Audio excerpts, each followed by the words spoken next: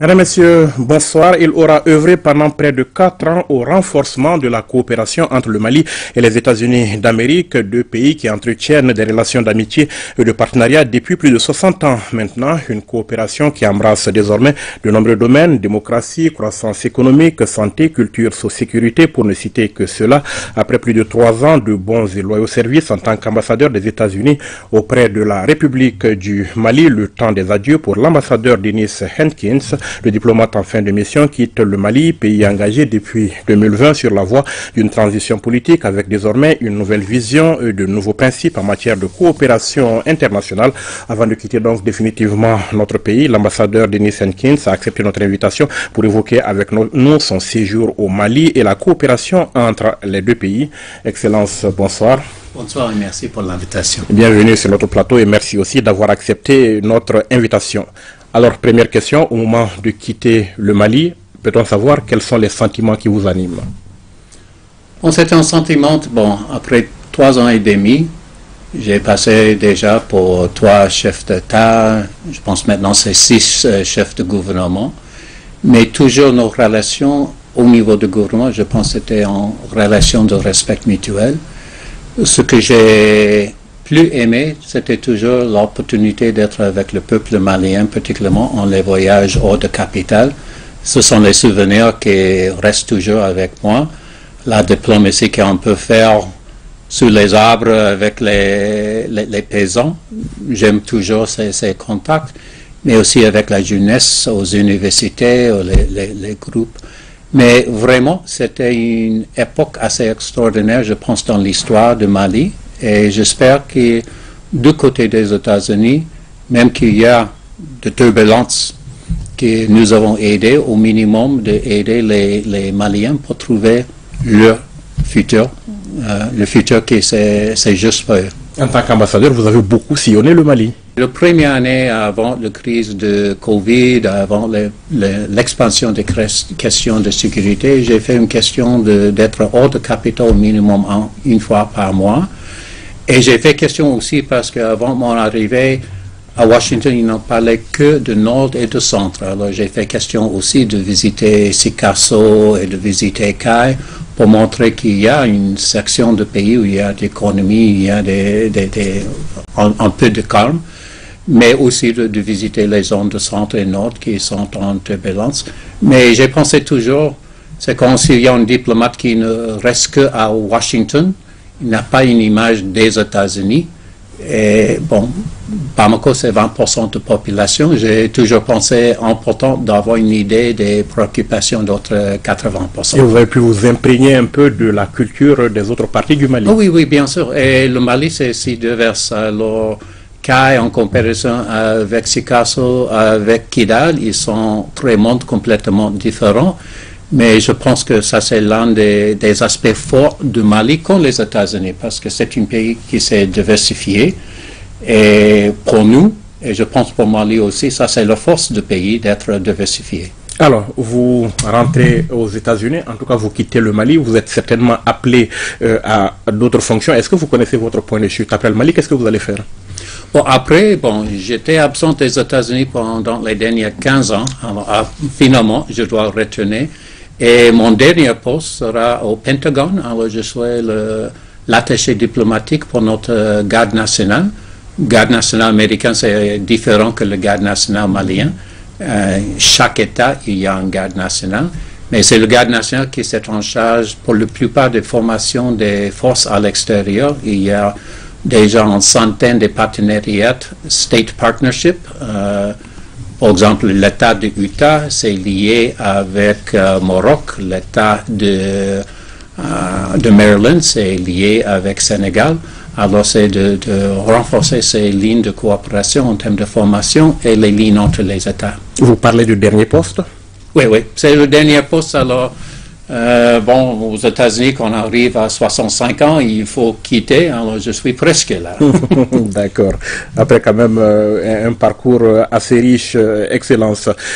Parlons de relations entre les deux pays concrètement. Certains observateurs ont parlé en son temps, au lendemain de ce que l'on appelle ici la rectification de la trajectoire de la transition. Certains ont parlé donc de coup de froid dans les relations bilatérales. est-ce qu'à la date d'aujourd'hui, tout est rentré dans l'ordre? C'est vrai, il y a des changements. Il y a des changements que je pense c'est important. J'ai vu avec ce gouvernement de transition une vraie volonté de voir des changements de base pour éviter ce cycle de gouvernement d'instabilité. Nous sommes convaincus que les gouvernements démocratiquement élus sont importants, mais même nous voyons sondage après sondage que, bon, ce gouvernement, c'est populaire. Leurs idées sont toujours populaires, mais on a vu toujours avec les sondages qu'il y a des limites. Les gens sont très contents de voir 2 ans, quelque chose comme ça, pour essayer de faire des changements en termes de système politique, en termes de constitution, d'avoir plus de chances d'avoir une stabilité et d'avoir de succès économique et aussi en termes de stabilité pour le futur. Il y avait des efforts. Et dans ce sens, même, il y avait certains avantages. Quand je suis arrivé avec le gouvernement de IBK, et depuis longtemps, il y avait la tradition qu'on a changé les ministres chaque 8 mois.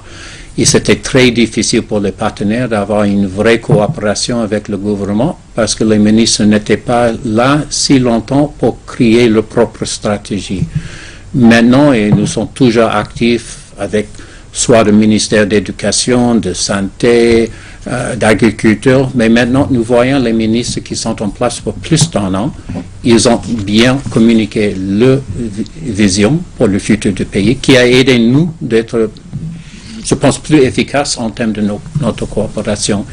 Et même que, bon, pour certains aspects, avec le coup d'État, il y a des règlements américains, on a occupé certains aspects de notre coopération sécuritaire, mais je dirais qu'on a même augmenté notre coopération en termes de coopération de développement et de humanitaire. Humanitaire, c'est triste parce qu'il n'y a plus de besoins. Alors, parlons d'accompagnement de la transition.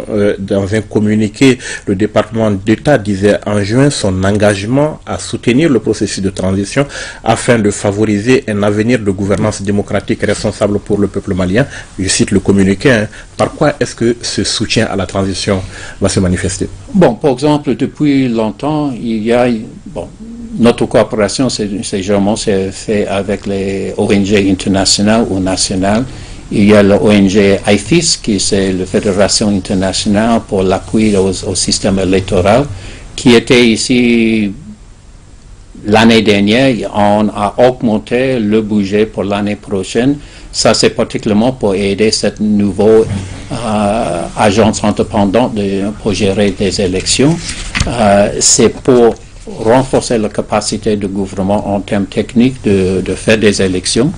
Nous savons que dans les situations actuelles, si on parle des élections présidentielles, les élections au référendum, bon, c'est assez simple de le faire. Nous savons que les élections locales seront plus difficiles en termes de sécurité.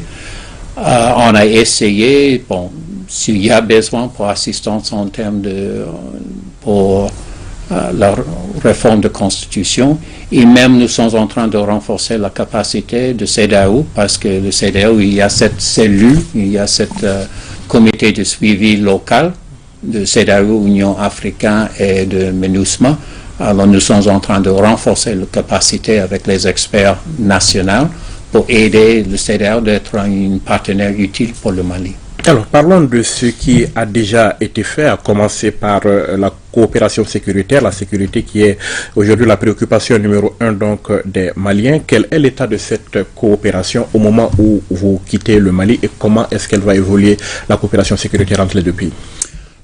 Bon, avec le premier coup d'État, nous étions obligés de suspendre certains aspects. Par exemple, c'est nous qui était le partenaire principal pour le développement de BAFS, dans lequel le colonel Gota est le chef. Mais nous continuons toujours d'avoir une bonne relation avec le gendarmerie. Il y a le GSIGN qui toujours reçoit l'assistance, même en termes des équipements et de formation, pour aider la capacité du gouvernement de réagir s'il y a une attaque terroriste dans la région de Bamako. Nous continuons de renforcer cette capacité. J'ai un attaché de FBI, le service d'investigation criminelle américain, qui, j'ai vu pendant ces années, on a même augmenté notre coopération en termes des investigations criminelles liées avec les groupes terroristes pendant ces derniers 2 ans. Alors, on continue d'avoir une relation en termes de sécurité. Bien sûr, le plus grand investissement, c'est en termes des investissements avec MINUSMA. Ça, c'est plus que 300 millions de dollars par an pour les États-Unis. Mais pour la plupart, ce que nous avons prioritisé, c'était plus en termes des services de base, soit de santé, d'éducation, d'agriculture, des autres aspects de notre coopération. D'accord. Et vous parlez aussi donc de justice, vous apportez un appui à la réforme du code pénal. Quelle place occupe la coopération en matière de justice dans les relations entre les deux pays? Non, je pense que c'est basique. Bon, il y avait la coopération avec le ministère de Sécurité. Nous avons aidé pour la réforme de leur système des ressources humaines. Mais je pense que c'était une longue coopération avec le ministère de Justice. J'étais avec le ministre avant-hier. Depuis 2006, le gouvernement a essayé de faire une réforme du code pénal. Et il y a certaines réformes qui sont maintenant presque à être proposées à CNT, qui, bon, s'ils sont acceptés, seront les plus modernes d'Afrique de l'Ouest, peut-être d'Afrique, qui peuvent traiter des questions qui pour nous sont importantes en termes de trafic des personnes, les droits des enfants, les droits des femmes. Alors, dans ce sens, nous sommes fiers. Les changements de code et pénal, ça prend du temps, c'est pour les juristes, c'est pas facile, mais là, c'était l'une des grandes priorités. Ce que nous savons aux bases, s'il n'y a pas de justice, c'est difficile de voir une vraie démocratie. Alors ça, c'est l'une des bases du système démocratique. Et là, il y avait toujours, et je dois dire, bon, j'ai travaillé, je pense, avec 4 ministres de justice, et tous les 4 étaient engagés, intelligents. Alors là, c'était l'une des priorités que j'ai bien aimé parce que c'est quelque chose en termes de ces changements de base dont on a parlé. C'est un peu avoir les changements du système judiciaire légal. Ça peut être une garantie pour le futur. Excellence, le Mali est en crise, le monde entier d'ailleurs. Beaucoup craignent aujourd'hui une crise alimentaire mondiale. Comment aidez-vous vos pays partenaires, parmi lesquels le Mali, à faire face à cette situation? Alors, le gouvernement américain a choisi 20 pays. On a créé plus de 15 millions de dollars d'assistance humanitaire qui s'est arrivé juste au moment de crise à Ménaka. Alors, je pense qu'avec PAM, MINUSMA, les autres, ils sont en train d'aider les déplacés de la région de l'Est du pays. Mais même on a vu que, par exemple, généralement, le Mali emporte vers 400 000 tonnes des engrais.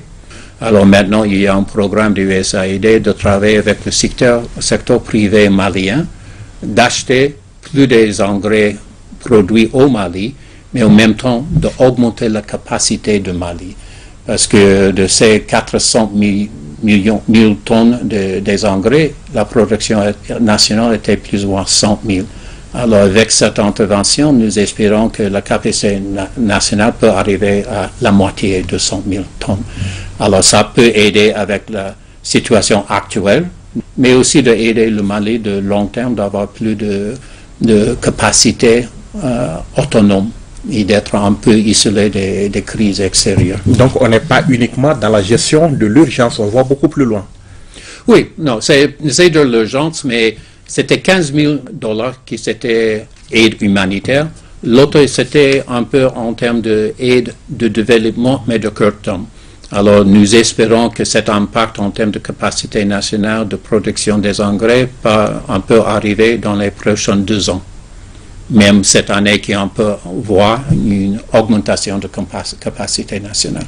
Excellence, la crise au niveau mondial, c'est aussi la crise sanitaire avec le Covid-19. Votre pays joue un grand rôle dans l'accès aux vaccins. Plus de 500 millions de doses distribuées à travers le monde. Le Mali a déjà reçu 3 vagues. Une autre étape, c'est la fabrication de vaccins en Afrique, notamment.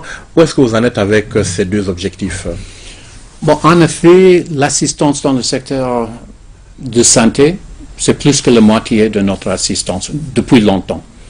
Il y a certains projets, par exemple, il y a notre Institut national de santé qui, depuis 30 ans, a travaillé avec les experts maliens. Il y a maintenant la recherche malienne pour les vaccins contre le paludisme, pour les vaccins contre plusieurs maladies. Mais je suis très fier de notre comportement avec la crise de Covid, parce que nous étions les premiers de donner les vaccins. Ça, c'était un peu le changement de notre gouvernement. Le premier acte du président Biden était de rentrer dans le OMS, que le président Trump a décidé de quitter. Mais même avec l'impact du président Trump, je pense que c'était la recherche et le financement pour les entreprises privées, parce qu'il y a maintenant, il y a Pfizer, il y a Moderna, il y a Johnson & Johnson. Et on a fait des donations de Pfizer et aussi de Johnson & Johnson. Et on a trouvé particulièrement un rôle particulier pour Johnson & Johnson parce que le gouvernement a bien utilisé dans les zones de nord et de centre où il y a des questions d'accès pour la sécurité, mais il y a aussi les grandes populations qui sont nomadiques. Alors Johnson & Johnson a l'aspect d'être une vaccin qu'on peut donner une seule fois et vous êtes vacciné pendant que tous les autres. Mais je dois noter que notre coopération s'est faite dans le contexte international. Il y a des autres partenaires. La Chine était très active, le Japon était actif, l'Union européenne était très active.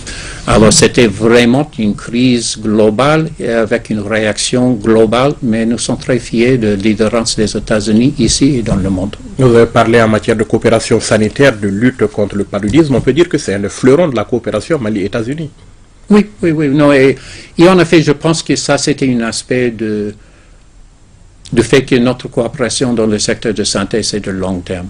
Parce qu'avec COVID, on a vu que le gouvernement a eu besoin de comment détecter, mais c'était avec notre service de CDC depuis la crise d'Ebola avec les voisins, on a formé presque tous les épidémiologues maliens, on a renforcé la capacité, le Mali c'est parmi les mieux placé parmi les pays africains en termes de leur capacité. Vous avez la capacité de recherche, la capacité en termes des laboratoires qui sont très avancés et aussi la capacité en termes de surveillance des maladies, soit des Ebola, des Covid ou toutes les autres maladies. Alors, il y a une capacité et pour nous, c'était aussi de noter que le secteur de santé, c'est l'un des secteurs qui est présent dans tous les secteurs du pays. Et même ça peut aider en termes de crise sécuritaire, mais même en termes de créer cette idée de maliennité, parce que j'ai vu, par exemple, avec nos vaccins, le gouvernement a priorisé le nord et le centre, particulièrement avec Johnson & Johnson, pour montrer qu'ils ont pensé en termes de tous les Maliens. Et nous étions très contents de voir cette stratégie de ministre. Parlons de coopération et d'assistance culturelle. La diversité culturelle du Mali, vous l'avez dit, c'est l'une de ses plus grandes richesses. Les États-Unis appuient le Mali dans la promotion de cette culture. Oui. Et aussi, c'est toujours dans le même sens, d'aider. Quand j'ai parlé, les États-Unis, nous sommes un pays diversifié comme le Mali, alors de renforcer cette idée de maliennité de tous les hommes. Pendant mes 3 ans ici, on a commencé avec un projet qui s'était basé sur le sud, de faire un catalogue de tous les sites archéologiques du pays. L'année prochaine, c'était au centre de renforcer les traditions en termes de tissus parmi les communautés Dogon et Pula. Et pour cette année, c'est de renforcer la disparition, la connaissance des manuscrits du Nord. Et j'étais très fier, on a travaillé depuis longtemps, même avant mon arrivée, mais avec ma présence ici, avec le Premier ministre, on a reçu presque 900 pièces qui étaient de la culture malienne, qui étaient prises par nos agents de douane américains. Et alors, c'était les pièces qui étaient volées de Mali et exportées dans un sens illégal. Alors, on a renversé, et maintenant, même au Musée national, il y a une exposition de ces pièces. Et après, certains autres musées américains ont commencé de voir les objets maliens et certains ont déjà fait une retour de ces choses. Et ça, c'était pour, bon, c'est important, il y avait même pendant, je pense, mon première année, il y avait une exposition au Smithsonian aux États-Unis concernant l'histoire d'Afrique de l'Ouest basée sur les empires de Mali.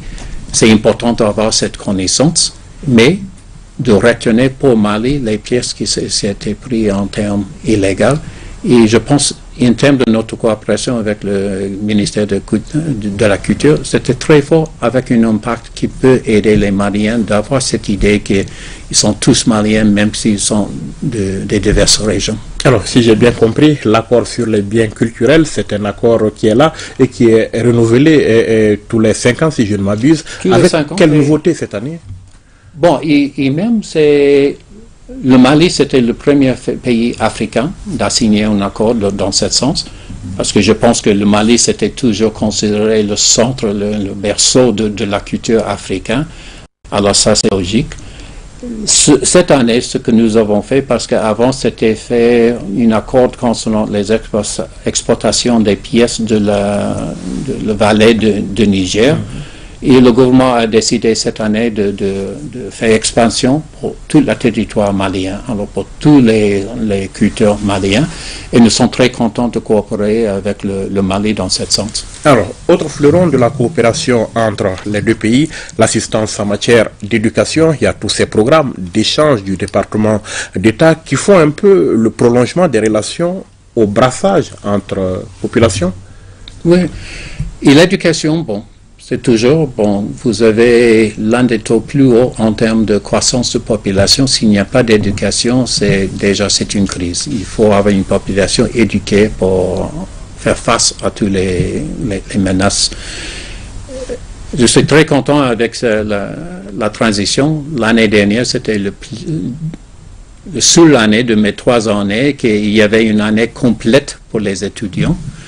Mais j'ai vu que, dans ce sens, c'était un peu difficile de voir les résultats concrets, parce que s'il y a toujours ces grèves, si les étudiants ne peuvent pas arriver aux écoles, c'est difficile pour eux. Mais on a avancé. On a vu dans certains programmes, j'ai vu par exemple, il y avait un programme du USAID pour augmenter le niveau, la capacité de l'air. Et dans les régions où nous avons travaillé, c'était plus dans la région de Mopti, quand nous sommes arrivés pour les enfants de 8 ans, c'était seulement, je pense, 4% qui étaient capables de lire au niveau nécessaire. Après 5 ans, c'est vers 20%. Alors, il y avait des grands investissements. Toujours ce que j'ai noté, parce que, bon, nous sommes bailleurs de fonds, partenaires techniques et financiers, mais soit du secteur de santé, soit du secteur d'éducation, d'agriculture, il y a une base de fonctionnaires d'État qui sont dédiés, qui sont professionnels. Il y a des professeurs dans tous ces secteurs. Alors, c'est toujours par les Maliens, la plupart de succès, c'est nous qui sommes là pour aider avec les ressources, mais vraiment, c'est les Maliens eux-mêmes qui font la plupart de ce succès. Les programmes d'échange, quel avenir pour ces programmes? Il y avait l'impact de Covid. Il y avait, je pense, une trentaine des Maliens qui ont participé dans les échanges virtuels l'année dernière. C'est pas la même chose de visiter les États-Unis. Je vois dans ce gouvernement, et chaque fois, quand il y a un nouveau gouvernement, il y a toujours une tendance, est-ce qu'il y avait les gens qui ont visité les États-Unis? Et généralement, c'est 30% au plus qui ont visité les États-Unis. J'ai bien aimé notre programme de Yali, qui c'est pour les jeunes leaders africains. Il y a déjà une centaine de jeunes Maliens qui je vois maintenant dans les ministères, chefs des ONG, dans les entreprises. Alors, c'est pas seulement pour les ONG, mais de divers aspects. Et c'est cette leader qui, bon, je vois déjà un impact de ces leaders qui va continuer.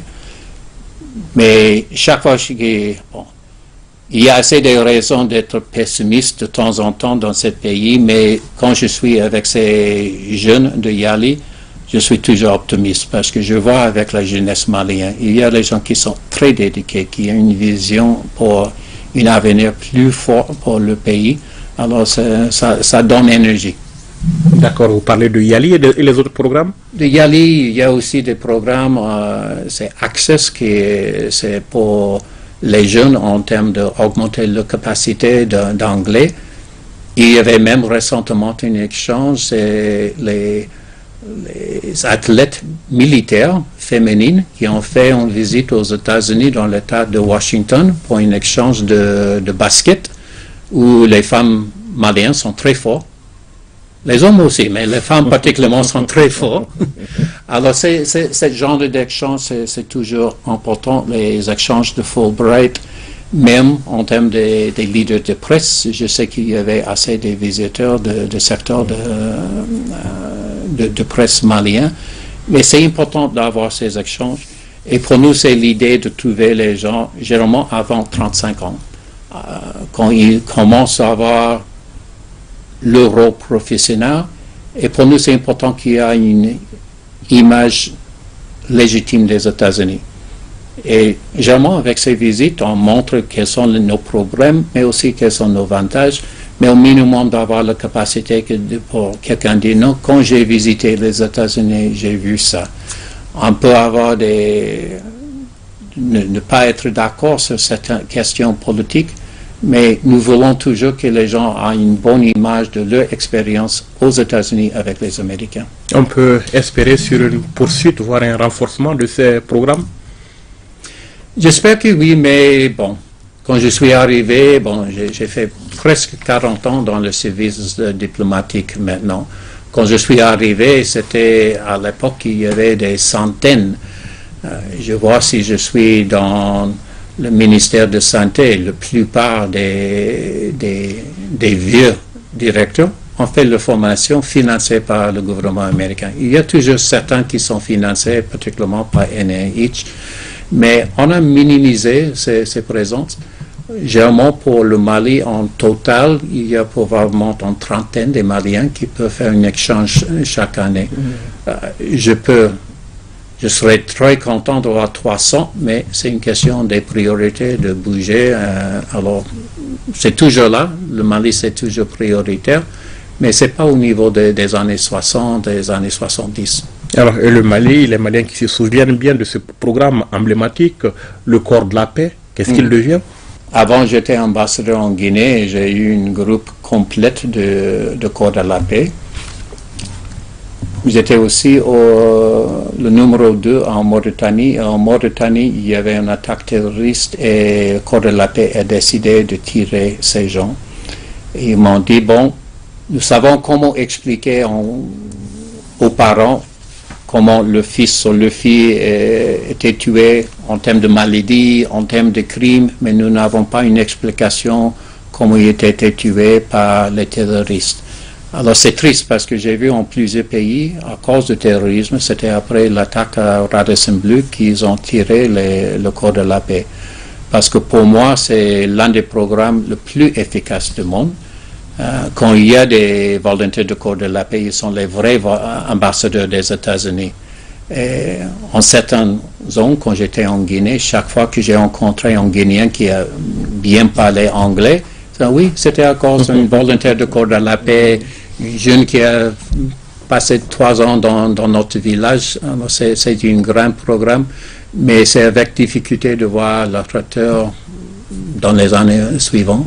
Alors, Excellence, si on vous demande quels sont les aspects, en quelques mots, de la coopération entre les deux pays dont vous êtes le plus fier, qu'est-ce que vous répondez? Bon, pour nous, c'était toujours, même s'il y a des divergences sur certaines questions politiques, de rester avec les portes ouvertes pour la coopération. Et je pense en certains aspects, particulièrement en termes de coopération de développement, de santé, d'éducation, de la justice, il y avait des avances. Et je suis en train maintenant de faire mes adieux avec les ministres et je vois que généralement ils pensent que bon, ils respectent les États-Unis, ils pensent que avec la compréhension de nos valeurs, que le gouvernement américain a continué de travailler, d'être un partenaire légitime de long terme pour le Mali. Pour elle qui va me remplacer, probablement, il y aura assez de changements. Mais à la lumière de tout ça, comment est-ce que vous voyez l'avenir des relations entre les deux pays? Bon, on va continuer, je pense, dans les circonstances actuelles jusqu'à de la transition. Et c'est une transition il y a assez de choses qui doivent être faites, mais je pense que même les Maliens, ils veulent voir ces changements. Après des élections, nous espérons qu'on peut renforcer plus, même plus, ce que nous avons déjà. Mais pour la plupart, c'est avec cette transition qui c'est le point de départ pour renforcer nos relations. Qu'est-ce que vous direz en un mot aux Maliens au moment de quitter le Mali? Non seulement j'ai bien voyagé dans votre pays, j'ai toujours aimé toutes mes visites et j'ai toujours apprécié parce que les Maliens sont fameux d'être des gens qui sont très gentils, qui sont toujours ouverts et toujours dans tous mes contacts au niveau officiel, au niveau des peuples communs. C'était toujours charmant et ça c'est toujours quelque chose, je sais tous les membres de mon ambassade et tous les diplomates, nous avons cette même sens que les Maliens sont ouverts, ils sont les gens de cœur. Alors vraiment, j'ai bien apprécié mes 3 ans ici. On vous souhaite bon retour au pays. Merci. Et on vous souhaite aussi bon vent dans vos nouvelles fonctions. Bien. Et Merci nous beaucoup. vous remercions d'avoir répondu à nos questions. Merci. Merci beaucoup. Merci, mesdames, messieurs, de nous avoir suivis. Rendez-vous la semaine prochaine pour un autre numéro de l'invité. Bonne suite de programme sur l'ORTM.